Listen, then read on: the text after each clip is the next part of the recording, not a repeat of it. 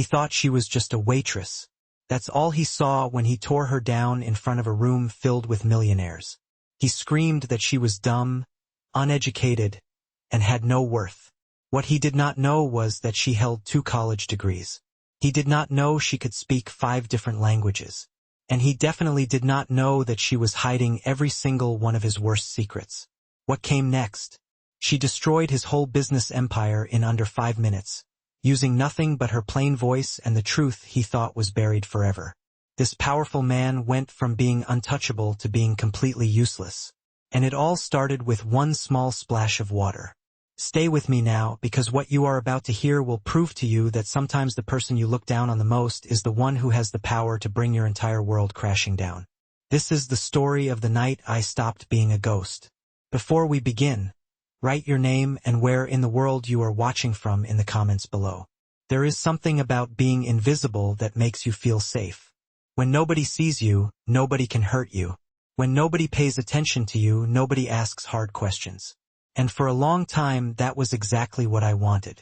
I wanted to be nobody, to just exist without being seen. My name is Sarah Chun, and I'm going to tell you the story that changed everything for me. A story about the night I finally stopped hiding and found the courage to use my voice. I worked at a place called the Golden Terrace. If you haven't heard of it, that's fine. It is not the kind of restaurant where normal people eat. This was the kind of place where a single meal could cost more than most families spend on groceries for a whole month. Where the wine list had bottles that cost more than a used car. Where tables were booked solid for half a year in advance. I was just a server there. One more face in a plain black dress, moving quietly between the fancy tables. I refilled the crystal glasses, cleared the plates, gave a small polite smile, and quickly disappeared back into the shadows. That was my job, to serve food without being remembered, to be physically present without ever being noticed. I was 26 years old, but inside I felt much older. Life has a way of aging you fast when you have been through hard things you would rather forget. My black uniform was always ironed perfectly flat. My hair was pulled back tight in a simple bun. My face showed nothing, carefully flat. I never smiled too much. I never spoke unless someone asked me a direct question. I tried very hard not to draw any attention to myself at all. Here is the thing nobody tells you about working in places like this. The rich people don't really see you. You are like furniture to them. You are useful when they need you, but they forget you the second you walk away. Honestly, I was happy about that. I needed to be invisible. I needed to be forgotten. But I wasn't always like this. There was a time when I had big dreams. I finished university with 2 degrees, one in law and one in nursing. People used to ask me why I chose fields so different from each other. I would tell them the truth. I wanted to help people in every way I could. I wanted to understand how. I wanted to understand how society worked and how people could be helped when systems failed them. But systems failed me too, and my education felt like a joke I was playing on myself. Now, the biggest part of my job was keeping a heavy silver pitcher balanced and making sure the water was always chilled just right. This evening, the air was thicker than usual. Victor Kane was here. The manager was sweating in his perfectly starched tuxedo, orbiting Kane's table like a frantic moon. Kane commanded the center booth, massive and solid, surrounded by plush red leather. He was hosting 2 high-value investors, Richard Morrison, a serious man who looked impatient, and a younger partner, and a wealthy woman in a diamond necklace who seemed bored but obligated to attend. The energy around them was pure, condensed power and arrogance, the kind that made the servers step lighter and speak quieter. I was supposed to stay clear of that orbit. My role was peripheral. But then James, a senior waiter known for his steady hands, tripped over an invisible seam in the carpet while approaching the table with a bottle of very expensive Cabernet. The wine didn't spill on Kane, thank goodness, but James's face went white. He muttered a desperate apology and bolted toward the service entrance to clean up the mess he made on the carpet, his jacket and his nerves. He left the table dry and the water glasses low. The manager was too busy groveling near the host's stand to notice the immediate need. "Sarah, cover Kane's water." James hissed at me on his way past, his voice cracking. "Don't mess up." I gripped the heavy silver pitcher in my right hand. The metal was cold, damp with condensation, and offered a false sense of security. My heart, which had been beating the slow, steady rhythm of the invisible, immediately sped up, thumping hard against my ribs like a fist hitting a drum. Kane's table was 20 feet away, 20 feet into the spotlight. I took a deep, silent breath and forced my legs to move, adopting the practiced shuffle of the background staff. I moved around the edge of the booth, approaching Kane from the side, trying to keep my presence minimal, almost non-existent. Kane was deep into a story, his voice booming over the soft jazz playing faintly in the background. He was detailing some grand, fictional future for the investors, his hands flying through the air to emphasize points. He leaned forward dramatically, then, in an act of theatrical arrogance, threw his entire weight back against the red leather, his left elbow shooting out wide toward the aisle. I was standing right there.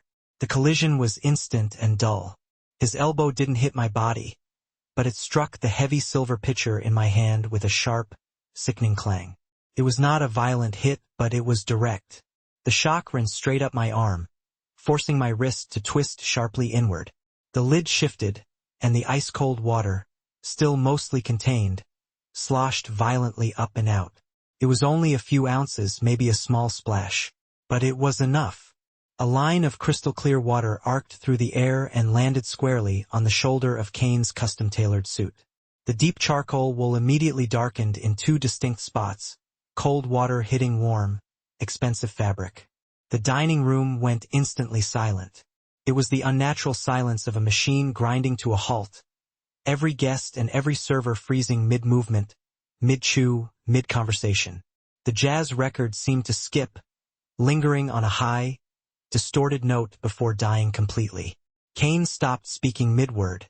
His expansive gesture froze in the air. He didn't immediately move, but I could feel the temperature in the room drop 20 degrees. Slowly, agonizingly, he turned his head and looked down at his shoulder. He traced the dark, wet patches with his eyes, focusing on the ruined texture of the $15,000 suit. He then raised his head slowly, tracking the movement until his gaze locked onto me. It wasn't the look of a rich man annoyed by a mistake. It was the look of a predator who had found something weak to tear apart. His expression held nothing so simple as anger. It was pure, distilled contempt.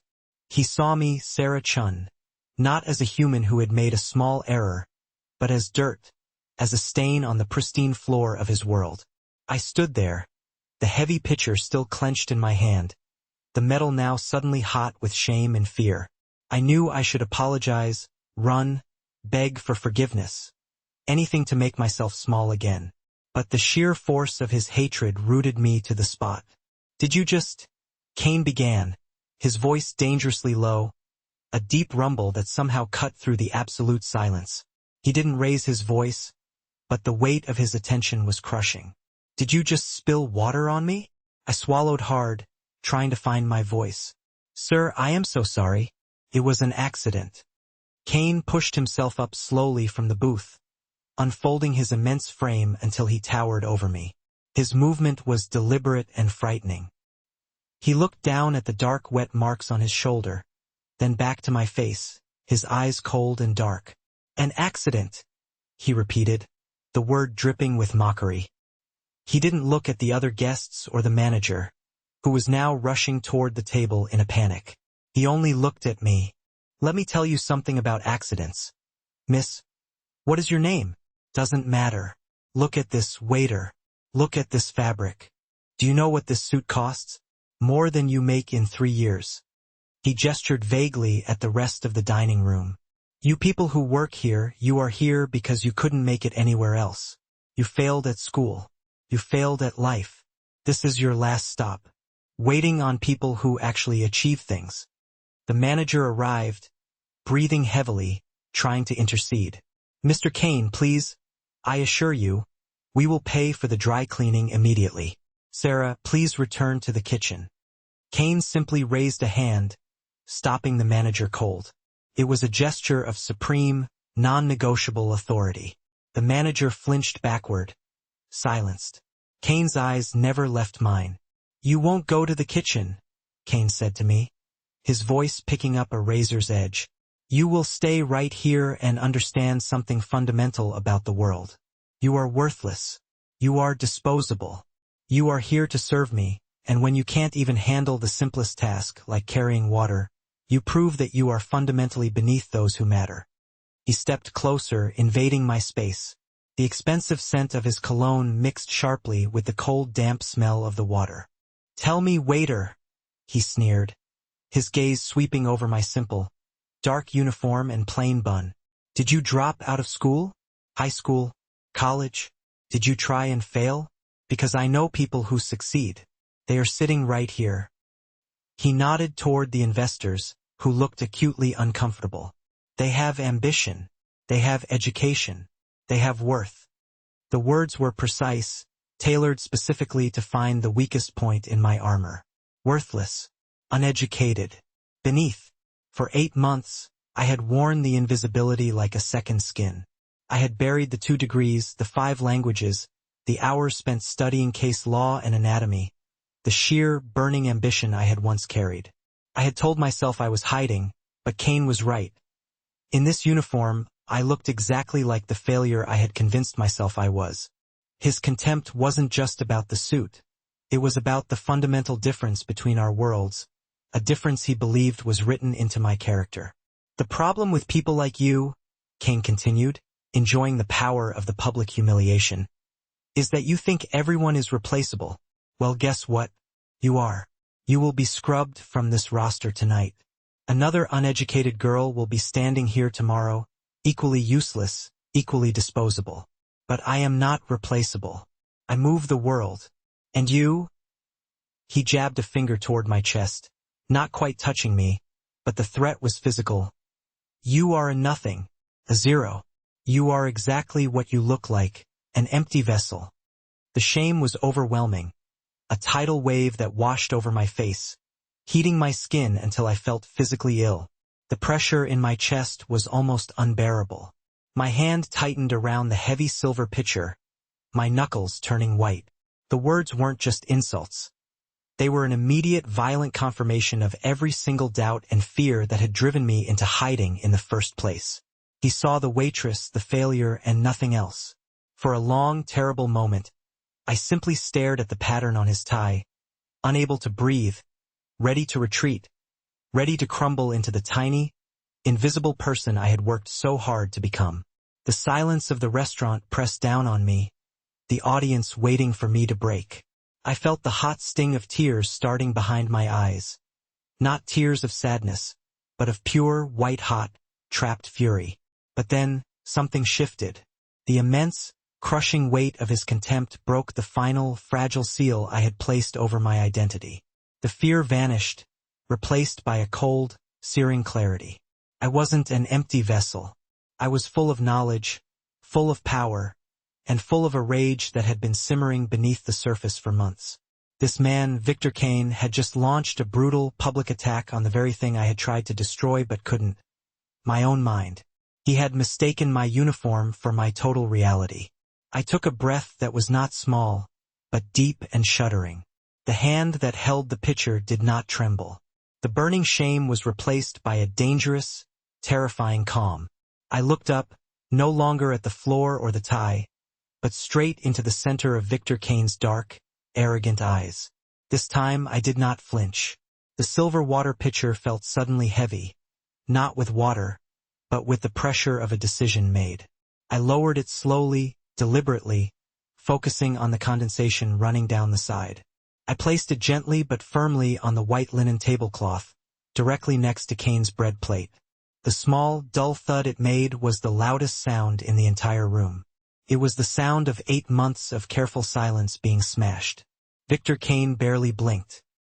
He had been poised to continue his tirade, his mouth open, ready to deliver the next blow, but the unexpected weight of my gaze and the finality of the sound stopped him cold. He did not look like a powerful predator. He looked like a bully whose victim had refused to cry. His jaw tightened, and a muscle ticked visible beneath his tanned skin. "Did you hear me, girl?" he asked, his voice low and threatening, the volume barely concealing the shock beneath. I told you to clear out. Get your manager. I don't pay $500 for an appetizer to deal with. He waved his hand dismissively toward my uniform. This level of incompetence. I stepped back a single pace, straightening my posture. My hands rested lightly at my sides, empty now of the tools of service. The only thing I offered him now was the truth. My voice, when it came out, was not the soft, apologetic murmur required for table service. It was clear, projected, and steady. The voice I had trained for years to use when cross-examining a hostile witness. You called me uneducated, I stated simply. I didn't raise my voice, but the sudden shift in my cadence, the use of formal address, drew every single eye in the Golden Terrace. The investors, Richard Morrison and his partner, had paused with their forks halfway to their mouths. The wealthy woman at the far end of the table stopped mid-sip of her wine. Kane scoffed, regaining a measure of his bluster. Well, what else am I supposed to assume? You drop out of school, you fail at something else, you end up carrying trays in a place where people who actually matter conduct business. It's the natural order. I met his assumption with a slow, deliberate smile that didn't reach my eyes. It was a cold, purely professional expression. I finished university, I corrected him. 2 degrees, actually. Silence slammed into the table like a physical weight. Morrison lowered his fork completely. My first degree is in nursing, specialized in trauma care. Useful skill set, but I quickly realized treating symptoms was less effective than preventing the disease. I continued, ticking the points off on my fingers as if reading from a CV. So, I went back to school. My second degree is in law. Kane's eyes narrowed into slits. He leaned forward, confusion battling with deep suspicion. You're lying, he hissed. You think you can play games? This is ridiculous. No games, Mr. Kane. Just the facts you insisted on overlooking. I countered, my eyes burning into his. And to answer your question about dropping out, I graduated summa cum laude from both programs. I paused, allowing the sheer weight of the information to settle. The fact that the person he had just publicly labeled worthless and uneducated possessed a professional background he hadn't earned himself seemed to short-circuit his massive ego. He looked genuinely sickened. The unnamed investor finally broke the tension, muttering to Kane, "Victor, what is she talking about? She's trying to scam us. Trying to get a raise." Kane roared, trying to wave me away as if I were a bothersome fly. "Get out of here." I ignored his command entirely.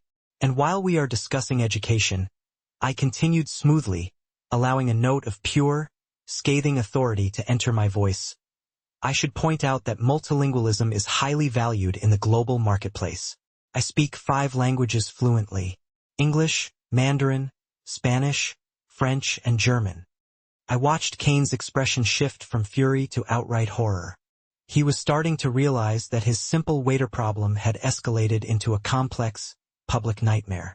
Kane, desperate to reassert his dominance and prove his own international authority, tried to reference his upcoming Berlin development deal, attempting to impress his investors. He gestured broadly toward Richard Morrison. "That's why our UNEDUCATED expansion is going so smoothly. We have access to key city officials." He mispronounced the German phrase Neue Welt, meaning New World, badly, stressing the wrong syllable and blurring the vowel sound. I seized the opening instantly. I leaned in slightly, a movement that brought my face close to the center of the table, making the correction intimate and utterly humiliating. "Actually, Mr. Kane," I corrected, my tone precise and academic. "The stress falls on the first syllable of Neue, and the in Welt should be pronounced clearly. It's Neue Welt. Considering you are asking Mr. Morrison here to invest nearly $80 million into the project, I would suggest getting the name of your core business strategy correct." Richard Morrison, the German investor, let out a short, sharp bark of what sounded like disbelief, or perhaps recognition. He was staring at me now, not at Kane. The wealthy woman at the end of the table covered her mouth, her amusement clearly visible. Kane's face went a dangerous shade of crimson. He wasn't just angry. He was profoundly offended that someone he considered hired help had just corrected his grammar in front of powerful business partners. "How dare you?" Kane whispered, his voice shaking with restrained violence. "This is insane. You think a few college classes makes you relevant? You are nobody. You are insignificant." I let the weight of his words hang in the air for a moment, absorbing them without injury. Then I delivered the true purpose of my stand. "I am significant enough to know exactly who you are, Mr. Kane," I stated, the shift in topic immediate and razor-sharp. The waitress was gone. The lawyer had taken the floor. My eyes swept over the rest of the table, holding the attention of the investors who were now utterly frozen. Realizing this was no longer a trivial argument about spilled water. "You made a fundamental mistake today," I continued, projecting confidence. "You assumed that the silent people, the people serving your drinks, carrying your food, or cleaning your desks, were also the people who couldn't hear the names you drop, couldn't see the documents you leave exposed, and couldn't piece together the threads of the dozens of deals you talk about so loudly on your private calls." Kane started to rise from his chair, his hands gripping the edges of the table, ready to physically threaten me. I said, "Shut up. This is defamation." "I am not interested in defamation, Mr. Kane," I said, my voice rising slightly, cutting through his protest. "I am interested in accountability. You mistook my uniform for ignorance. You mistook my silence for complicity." I took one final, deliberate step back, establishing a professional distance that felt more dangerous than physical closeness. "I know things," I declared, my gaze fixed on the horror dawning in his eyes. "Things about Robert Chin. Things about Patricia Rodriguez. Things that your silence and your power have covered up for too long. And unlike those who were too afraid to speak, I have nothing left to lose. Everything you have built, Victor, depends entirely on the belief that people like me are invisible. Tonight, that invisibility ends." I drew a deep breath. The stage was set. The silent crowd was waiting. The wealthy, untouchable man had just been exposed by the worthless waitress, and the professional takedown was about to begin. The realization hit Victor Kane first, not as fear, but as profound, sickening disorientation. He stared at me, his massive frame frozen, his eyes trying desperately to categorize this sudden, terrifying enemy. I used that fraction of a second to move. I didn't rush. I walked around the end of the table, positioning myself not as a waitress, but as a prosecutor addressing the jury, the two silent investors, Richard Morrison and his partner. "Gentlemen," I said, my voice cutting through the heavy silence of the dining room. It was clear, projected, and filled with professional authority. "Before you commit millions of dollars, you should understand the foundation you are building on. Mr. Kane does not build empires. He builds ruins." Richard Morrison, the German investor, looked concerned but still skeptical, adjusting the cuff of his shirt nervously. The other man, thinner and sharp-featured, merely frowned at the serious interruption to their high-stakes lunch. "He told you his success is based on keen negotiation and market foresight," I continued, sweeping my gaze from one man to the next. "That is a lie. His success is built on lies, blackmail, and the deliberately ruined lives of former business partners. I know this not because I read the papers. I know this because I saw the case files." Kane shifted in his chair, a heavy sound of leather against leather. "Waitress, you are trespassing on a private meeting. I will have you arrested for slander," he hissed, attempting to regain control through sheer volume. My eyes snapped back to him, cold and unyielding. "Slander requires a lie, Mr. Kane. I am dealing only in facts." I immediately turned my attention back to the investors, denying Kane the air he desperately needed to breathe. My focus was absolute, professional, and deadly. "Let's talk specifics," I proposed, leaning slightly on the back of a nearby empty chair. "Let's talk about Robert Chin." The name hung in the air, recognized by the slight widening of Victor Kane's eyes. "Robert Chin was a trusted partner on the New York development 3 years ago," I stated. "Mr. Kane told you he simply bought Chin out when the partnership dissolved. That's another lie. Kane used falsified accounting records to claim Chin had embezzled funds, forcing Chin to sell his stake at 10 cents on the dollar, thereby netting Kane an extra $12 million. The sharp-featured investor finally spoke, his voice dry. "Proof. We deal in proof, young woman." "The proof is recorded in court filings, sir," I replied instantly. Case number 2847B. The initial fraud charges against Chin were dropped when he couldn't afford the legal fees to fight the injunction and the subsequent countersuit that Kane filed. But the documents, the forged wire transfers, and the fabricated expense reports, they still exist in the discovery phase. If you audit his books now, you will find the paper trail leads directly back to a shell corporation controlled by his former CFO. I paused, allowing the weight of that number, 12 million, and the specific case designation to settle like a heavy stone. "And then there's Patricia Rodriguez." I pressed on, my voice gaining a harder, less lawyerly edge. "She was elderly. She invested her entire retirement savings into the fraudulent Miami coastal project. Kane knew the land titles were contested, and the building permits were impossible to obtain. He sold her the investment anyway, promising 30% return in 18 months. When the project inevitably stalled, he refused to return the capital, claiming market risk. She lost everything. She died penniless 2 months later, right after the bank foreclosed on her home. The wealthy woman at Kane's table, who had been silently watching the scene unfold, suddenly covered her mouth, a sharp, empathetic gasp audible across the quiet room. Victor Kane couldn't endure the public demolition of his history any longer. He slammed both hands onto the table, rattling the expensive silverware and the untouched crystal glasses. "Enough!" he roared, his face now a mottled red, his control snapping entirely. He started to stand, pulling his chair back with a grating noise. "You crazy bitch! This is my meeting. Get out of here before I didn't raise my voice. I didn't even flinch.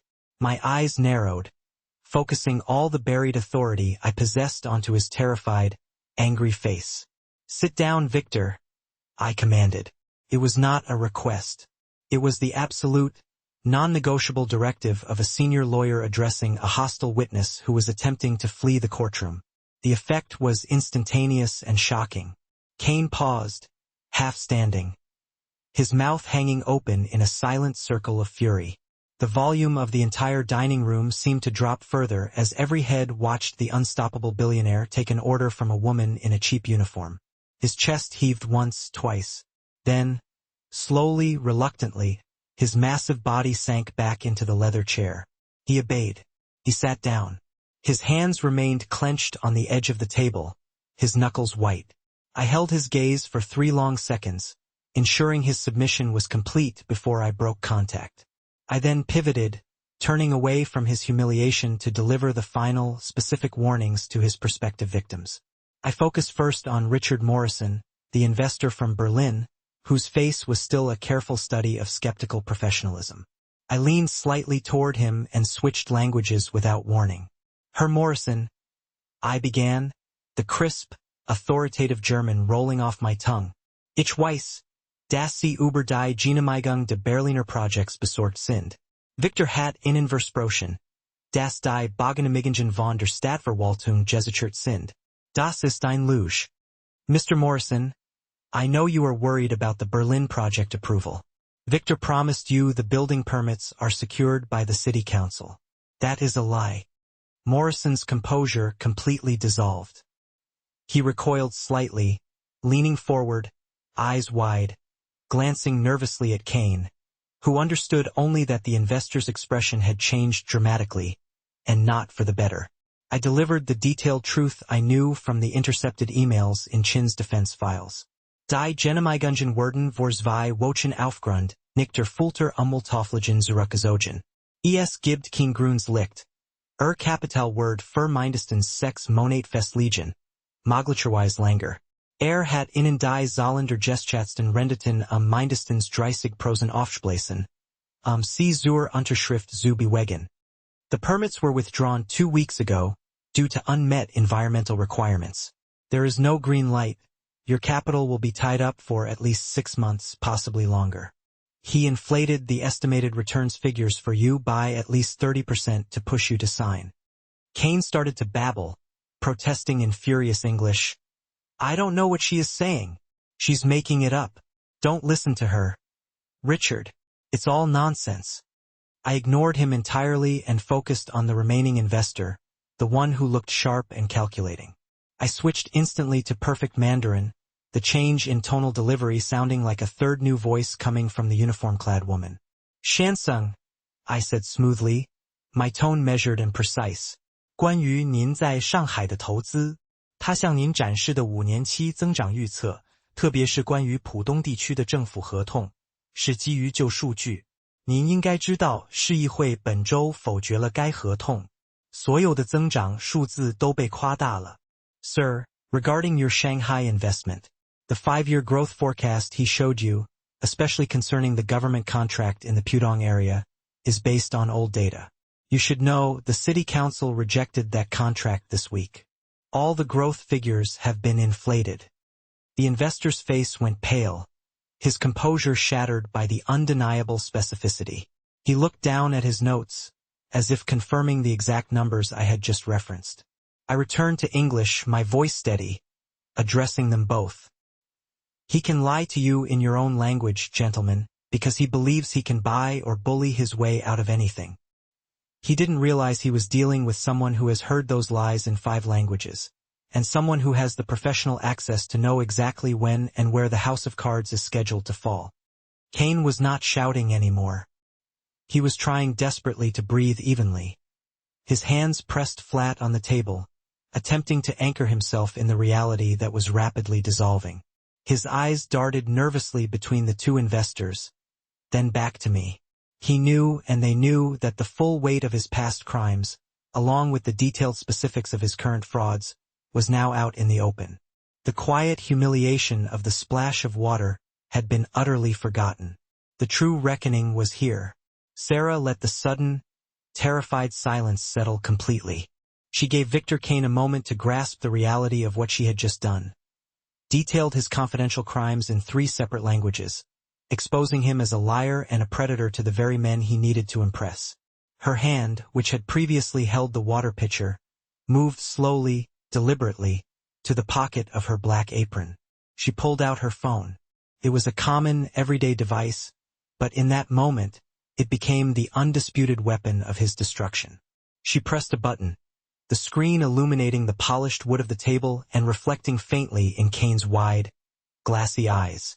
You have based your entire life, Mr. Kane, on the belief that anonymity is guaranteed for those who serve you, Sarah stated, her voice quiet but carrying clearly through the stunned room. You assumed that the only people who would ever see your documents or hear your plans would be those already compromised by your money.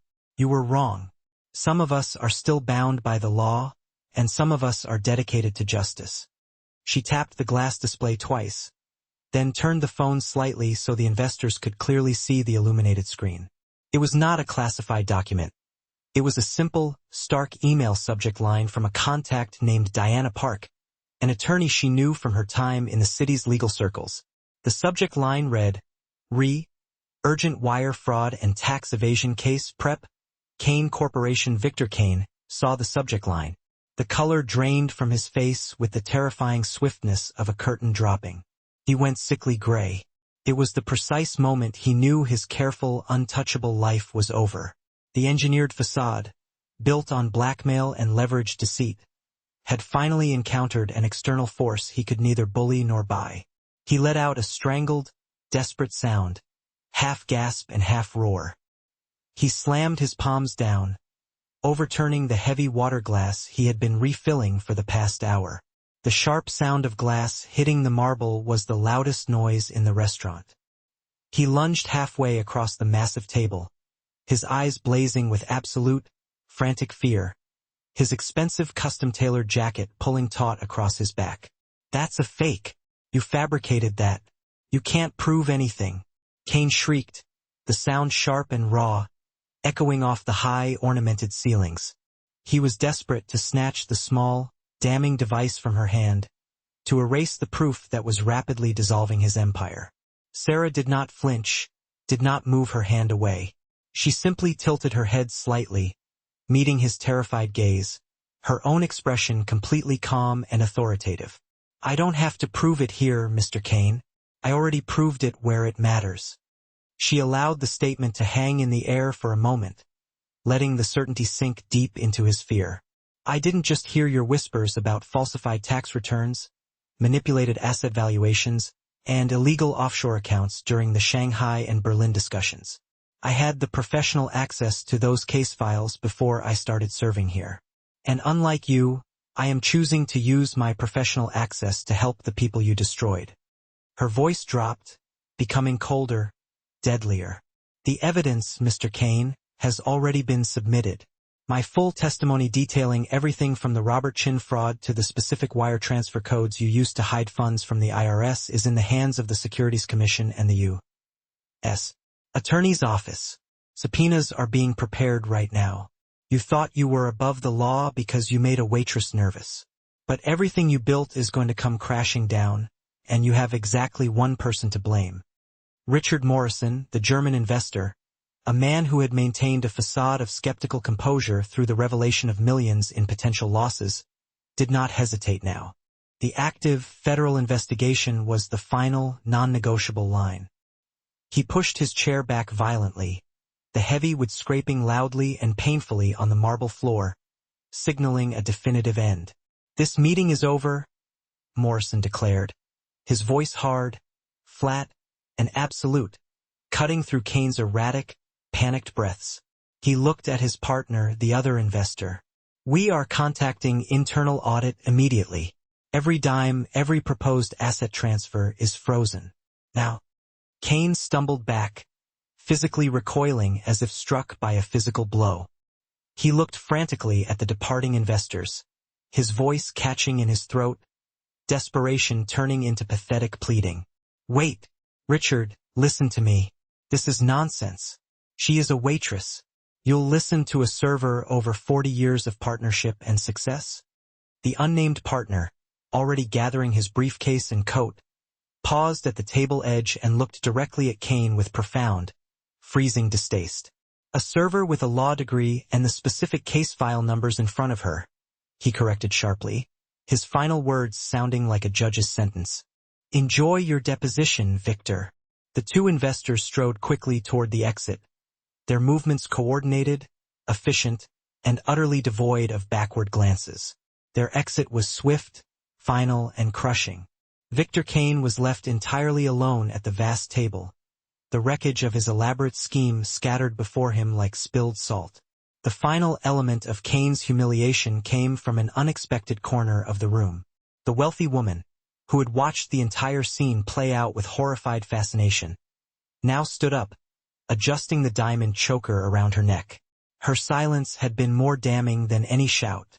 She looked down at Kane, who was trembling visibly, clutching the edge of the mahogany table like a drowning man clinging to debris.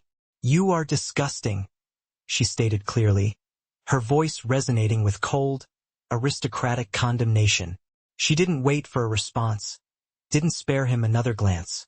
She turned her gaze to Sarah, who was still standing straight and tall. The woman paused only long enough to nod once, a gesture of profound respect that acknowledged Sarah's courage, before she collected her small purse and followed the investors toward the Golden Terrace exit, ensuring that Victor Kane was isolated, exposed, and utterly ruined in the center of the crowded, now silent restaurant. Victor Kane did not follow the two investors or the wealthy patron with his eyes. His gaze was locked solely on Sarah. The red fury that had been building beneath his tailored facade now erupted, burning away the fear he had briefly shown. He slammed both palms down on the table, creating a sharp crack that echoed in the sudden, thick quiet of the restaurant. The gesture made the unused crystal glasses jump. Kane rose to his full, imposing height, leaning over the table toward Sarah. His voice was a low, dangerous growl, pitched only to reach her ears, though the entire room strained to hear the next exchange. You think you won something here?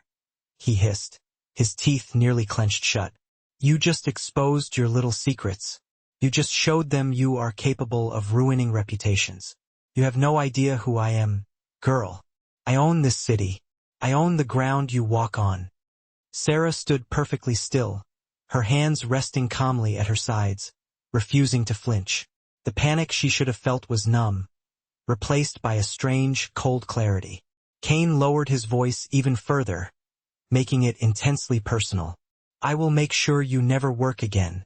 Not as a waitress, not as a nurse, and certainly not in any court of law. I will find out where you live, I will find your family, and I will destroy your life piece by piece until you wish you had stayed invisible. You can't hide a mind like yours forever, but I can bury it. Do you understand? I will ruin you. The threat hung in the air, heavy and absolute, promising a future of legal and financial torment. Just as the venomous promise concluded, a new presence cut through the lingering tension. The manager, Mr. Chan, a man usually pale and anxious, walked swiftly but deliberately from the far end of the dining room. He stopped directly behind Sarah, placing himself between her and the raging billionaire. Mr. Chan was smaller than Cain, but the sudden dignity in his posture made him seem monumental. He looked straight at Cain, his voice surprisingly strong, carrying clearly across the silent room. That is enough, Mr. Cain. Cain spun his attention from Sarah to the manager, his eyes wide with incredulity that someone so beneath him would dare interfere. You dare speak to me? Cain scoffed, a deep, barking laugh tearing from his throat. You, a glorified host? I pay your rent, Chin. I keep this place running. This peasant just destroyed my business deals, and you are defending her? Mr. Chun maintained his steady gaze. He did not raise his voice, relying instead on pure, quiet conviction. Sarah did not destroy your deals, Mr. Cain. You did. She merely brought the facts to light. The Golden Terrace is an establishment of integrity, and we do not shelter those who engage in fraud. He took a slow, deep breath, delivering the official verdict. You are a criminal, Mr. Cain. We have an ethical standard here. Effective immediately, you are unwelcome. I am ordering you to leave my restaurant now. The silence that followed was so profound it felt like pressure against the eardrums. Diners who had previously been frozen now exchanged nervous glances, their eyes flicking between the small, resolute manager and the powerful, now defunct billionaire. Cain's face went through 3 rapid changes. Shock, then disbelief, and finally, a profound, crushing realization of his total loss of control. He looked around the room, expecting someone, anyone, to jump to his defense, or perhaps to mock the pathetic sight of a low-level manager ordering him out. But there was only cold, hard judgment in the eyes of the remaining wealthy patrons.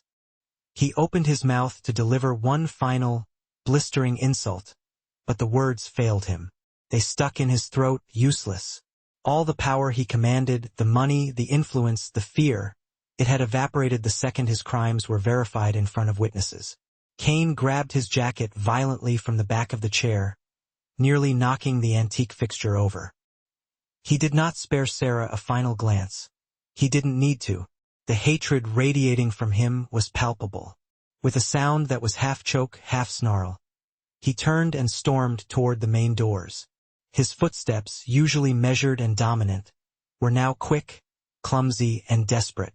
The heavy, ornate doors of the Golden Terrace shut behind him with a resonant, final thud. The tension in the room did not immediately break. It stayed suspended, waiting. Mr. Chan turned to Sarah, placing a gentle, protective hand on her shoulder. The adrenaline that had kept her standing tall suddenly began to leach away, leaving her shaky and exhausted. You are coming with me, Sarah? Mr. Chan said quietly, his voice now softened with relief. He guided her past the remaining tables, ignoring the murmurs of awe and the flashes of phone cameras already focused on them.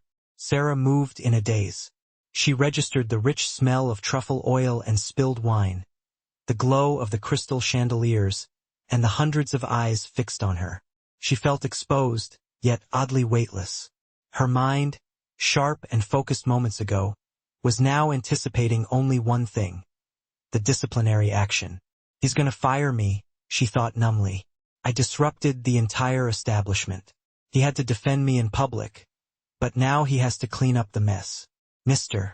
Chun led her through the swinging doors into the bustling, sweaty, and practical chaos of the kitchen. The kitchen staff, who had been listening to the entire public scene through the service doors, stopped dead. They watched Sarah and Mr. Chun pass, their expressions a mixture of shock and heroic reverence. Mr.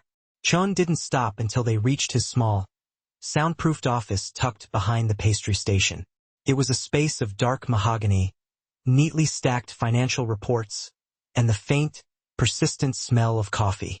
He motioned for her to sit in a large leather armchair usually reserved for auditors. Sarah sat stiffly on the edge, her spine straight, bracing herself for the verdict. Mr. Chun did not sit down immediately. Instead, he went to a small cabinet and pulled out 2 clean glasses and a bottle of mineral water. He poured slowly, the sound of the bubbling water loud in the quiet room. He slid 1 glass across his desk toward Sarah. "Drink this. You look like you are about to fall over." Sarah took the glass, her hands trembling so slightly that the water barely moved. She drank deeply. The cold water was a shock to her system, grounding her. Mr. Chun finally sat, leaning back in his chair, folding his hands on his desk. He looked at her not with disappointment, but with open respect. "Sarah," he started, his voice soft, "I know what you are thinking. You think I am going to dock your pay or fire you for causing a scene." Sarah nodded, unable to speak. I understand, sir. I apologize for the disruption. I let my temper get the best of me when he attacked my character." Mr. Chun chuckled, a genuine, warm sound. "Your temper? Sarah, you didn't cause a disruption. You performed a public service. You exposed a liar and a thief. You saved those investors, and who knows how many others, from being scammed out of millions." He leaned forward earnestly. "I am not going to fire you. I am profoundly grateful to you. That man was toxic to this restaurant and to everyone he touched. You stood up against pure, unadulterated power and won. You showed more courage tonight than I have seen in 20 years in this business."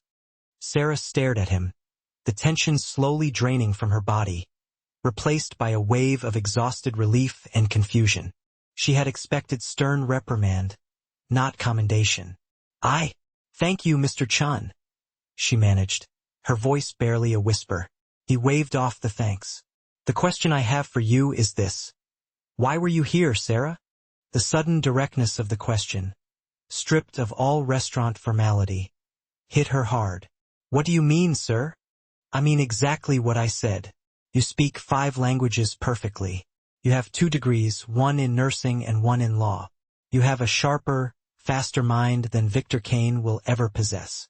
Why are you working 3 doubles a week carrying heavy trays and trying to disappear into the wallpaper of a high-end restaurant?" Mr. Chun looked her directly in the eye, patient and demanding. "You were hiding, Sarah. Tell me what you were hiding from." The question demanded total honesty, a surrender she hadn't allowed herself in 8 months. The trauma, the exhaustion, the disappointment in the system she had once vowed to protect. It all welled up. She had buried her intellect, her ambition, and her confidence deep beneath the apron of the Golden Terrace. Sarah took a shaky breath, the memory of her failed legal case, the one that forced her into retreat, flashing across her mind. "I was disappointed," she confessed, her voice thick with old emotion. "I saw too much corruption, too much greed, and too much injustice being bought and sold like commodities. I felt defeated. I thought the smartest thing to do was to get out of the game, find a quiet place, and become invisible. I couldn't hurt anyone if I wasn't fighting." She looked down at the desk, feeling the shame of her retreat keenly. "I came here to disappear. I just wanted a simple job where no one needed my brain." Mr. Chun nodded slowly, absorbing her painful confession. "Well," he said, a small, knowing smile touching his lips, "that plan is officially over." He gestured vaguely toward the wall, beyond which lay the astonished dining room. "You are not invisible anymore, Sarah. You are a spectacle, a hero for some, a dangerous enemy for others, but you are definitely visible." He paused, letting the reality settle. "Are you ready to face that?" Are you done hiding? Sarah considered the question deeply. She thought about Kane's face, contorted in impotent fury. She thought about the immediate, visceral satisfaction of using her skills to strike a blow for truth, regardless of the consequences. The terror was still there, a thin wire of anxiety, but it was overshadowed by a powerful, reclaiming sense of purpose. The silence she had imposed upon herself for 8 months was shattered, irrevocably broken by her own choice. She looked up at Mr. Chun, her gaze steady, her resolve iron-hard. Yes, she said clearly, the single word echoing with newfound conviction. I am done hiding. Mr. Chun nodded slowly, a genuine warm smile cracking the worry lines around his eyes. He leaned back in his leather chair, the sound of the springs groaning softly. The silence that followed Sarah's declaration was thick, filled only by the muffled, distant clatter of the kitchen and the insistent, high-pitched vibration of Sarah's phone resting on the edge of the mahogany desk. Good, Mr. Chun said, his voice quiet but firm. I am glad you found your voice here, Sarah, even if it costs us one of our biggest patrons. He reached across the desk and picked up the vibrating phone. You might want to see this. I think the world is calling. Sarah took the phone, her hands still faintly trembling from the adrenaline of confronting Kane. The screen was a chaotic burst of notifications. Text messages, emails, and, most bizarrely, trending topics. A hashtag dominated the screen. #WaitressBillionaire. The initial tweets were frantic eyewitness accounts, capturing the dramatic confrontation. The precise moment she commanded Victor Kane to sit down. The shocking reveal of the case numbers. The investors bolting for the door. Her face, briefly captured by a dozen opportunistic phone cameras, was now the center of a social media storm. Before she could process the absurdity of her instant fame, Mr. Chun cleared his throat and slid a small, folded deposit slip across the polished wood. This was delivered by the busser just after Mrs. Sterling left. She asked me to ensure you received it immediately. She said it was payment for the cleanest service she has ever received. Sarah unfolded the slip. Her breath caught, not just at the number, but at the sheer, defiant arrogance of the gesture. The amount printed in crisp, official ink read, $20,000. Underneath, a handwritten note scrawled hastily in red pen simply stated, "Go get him. Don't stop."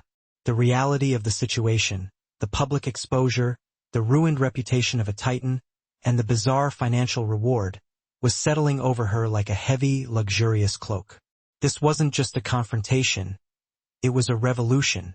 I should be checking the security tapes, Sarah murmured, still staring at the zeros. Kane will try to spin this. Maybe deny the threats he made in front of the staff. We already have them secured, Sarah, Mr. Chun assured her, reaching for a small remote control and pointing it at a flat screen hidden behind a piece of framed art. The screen lit up, showing a crystal-clear, multi-angle view of the dining room. Every moment, from the water splash to Kane's furious exit, was perfectly preserved. The Golden Terrace does not compromise on security, especially when dealing with high-value conflicts. Consider that your first piece of pretrial evidence. As if on cue, a specific unknown number with a Washington, D.C. area code lit up her screen. Sarah glanced at Mr. Chun, who gestured toward the door. Take it. You deserve privacy for whatever comes next. Sarah stepped out of the warm, air-conditioned office and into the narrow staff hallway, the noise of the kitchen a dull, familiar roar. She pressed the accept button, her voice immediately shifting from the nervous cadence of a waitress to the sharp, focused tone of a professional. Sarah Chun speaking. Ms. Chun, this is Diana Park. I am a criminal attorney with the U.S. Securities and Exchange Commission, Economic Crimes Division. I understand this is highly unorthodox, but I need to speak to you immediately regarding the public incident involving Victor Kane today. The woman's voice was crisp, efficient, and devoid of unnecessary pleasantries. I have the general context, Ms. Park. I also have the complete security footage from the incident, which confirms Kane's threats and the statements I made regarding his existing fraud cases. There was a brief, stunned silence on the other end. You mentioned specific case numbers. Chin Rodriguez, the Shanghai project. How did you acquire that knowledge? Sarah inhaled deeply, leaning against the cold, tiled wall. She realized she no longer needed to protect her cover. In fact, her credentials were now her greatest weapon. I acquired it through professional research and legal experience. Before I was serving water, I was admitted to the bar in 3 states and spent 2 years specializing in corporate defense and compliance. I was privy to the documentation before the Chin case was fully buried. The line crackled with excited energy. Ms. Chun, this is huge. We have been building a case on Kane for 3 years, but the documentation proving direct malice has been impossible to nail down. We need you. We need your testimony, your detailed recollection of those case files, and any corroborating evidence you can recall. Sarah felt the last remnant of her self-doubt dissolve. This was not the quiet, meaningless life she had chosen. This was the meaningful fight she had trained for. I am prepared to provide a full deposition, Ms. Park, Sarah stated, her voice steady and resonant. I require a non-disclosure agreement protecting my former client's data, but everything I know about Victor Kane's specific wire fraud methods and falsified tax returns is available to the Commission. Excellent, Diana Park confirmed, sounding triumphant. We will have a team contact you before the end of the day to arrange travel and security. Kane is dangerous when cornered. You have just given us the break we needed to move forward with the indictment. Thank you, Ms. Chun. The call ended, leaving Sarah with a profound stillness. She had not only burned her disguise but had weaponized her former life to strike a blow against the very corruption that had made her want to hide in the first place. She looked down at her phone again. Below the news alerts about the SEC investigation starting immediately after the Golden Terrace incident, 7 different text messages stood out. All were from high-profile contacts, recruiters, and law firm partners, offering positions ranging from junior counsel to high-level compliance management. One text, however, stopped her cold. It was from Richard Morrison, the German investor who had sat silently at Kane's table, observing the entire meltdown. Morrison Industries, MS. Chun, what I witnessed today was an act of profound courage and moral integrity. We are opening a new subsidiary focused entirely on legal compliance and ethics, and we need someone who will not be silenced. We need a chief legal officer. No interviews necessary. You start Monday. We pay triple your last salary. Please reply yes or no. P.S. German compliance law is particularly intricate, and we could use your linguistic skills. Sarah slowly read the text a second time. The absurdity of receiving a 7-figure job offer via text message in a restaurant service corridor not lost on her. 8 months ago, she was trying to avoid the world. Now the world was aggressively seeking her expertise. She walked back into Mr. Chen's office. He was already filling out paperwork. Mr. Chen, I need to officially resign, effective immediately. He looked up, unsurprised. I assumed as much. You were always meant for a larger stage, Sarah. I just regret that it took a bully like Kane to push you onto it. He smiled sincerely. But thank you. Honestly, thank you for showing me that even the most powerful men can be stopped by the truth. Sarah collected her belongings, which amounted to a small canvas bag containing her worn scrubs from her brief, unfulfilled nursing stint, and her uniform, the stiff, black trousers and the unforgiving white button-down shirt that represented 8 months of forced invisibility. She stared at the uniform. It was scratchy, anonymous, and restrictive. She quickly changed into her civilian clothes, a simple blouse and dark jeans. When she tucked the uniform into the canvas bag, the garment felt heavy, like a discarded skin. The act was deeply symbolic. She was shedding the cloak of anonymity she had used as a shield, realizing it had actually been a cage. I have secured all your accrued pay and holiday compensation, Mr. Chun said, handing her a sealed envelope that felt surprisingly heavy. And I took the liberty of depositing the $20,000 directly into your personal account. Consider it a well-deserved bonus for exceptional service. Sarah thanked him, feeling the genuine warmth of his respect. As she walked out of the office and into the main dining area, the atmosphere had palpably shifted. The staff, who had previously treated her with casual professional indifference, now watched her with open admiration. The head waiter, James, who had accidentally set this confrontation in motion, gave her a silent, reverent nod. She moved through the opulent restaurant, past the linen-draped tables and the hushed, wealthy clientele. The Golden Terrace, once a symbol of the elitism she had sought to escape, now felt like a conquered territory. She was not the invisible staff member. She was the person who had dared to speak truth to unchecked power, and she had won. She pushed open the heavy mahogany front doors, stepping out of the cool, controlled air of the restaurant and into the raw, loud reality of the city afternoon. The heat hit her instantly, and the noise of car horns and sirens filled her ears. She lifted her head, no longer scanning the ground for dropped crumbs or avoiding the eyes of the patrons. She looked straight ahead. The desire to disappear was gone, replaced by a fierce, driving responsibility. Victor Kane would try to fight back, of course. But Sarah was no longer the quiet waitress. She was a lawyer, a witness, and the catalyst for a massive federal investigation. She had stepped back onto the path she was meant to walk, not as a victim of corruption, but as a force for justice. The only way forward was to be fully visible. She pulled out her phone and replied to the text from Richard Morrison with a single, resolute word. Yes. Now we want to know your opinion. From 0 to 10, what score does this story deserve?